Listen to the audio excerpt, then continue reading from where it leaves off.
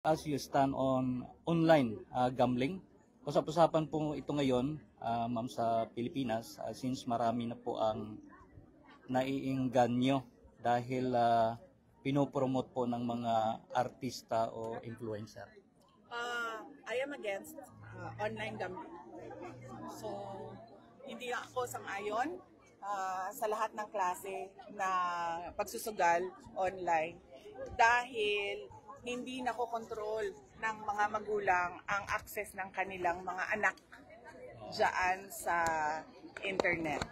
At napakadali, ginawang pinakamadali ang magsugal sa online para madaling makuha ang pera ng mga tao.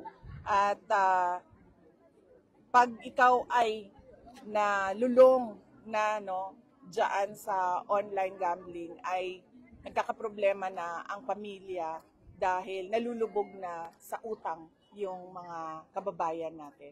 Kaya okay ako sa regulated na gambling na hindi lahat nakakapasok doon at hindi lahat nakakasugal.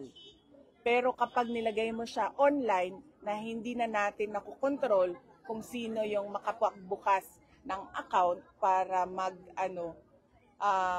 magsugal, ay hindi ako sang-ayon doon dahil nakakasira ng pamilya yon at nakakasira ng kinabukasan ng kabataan.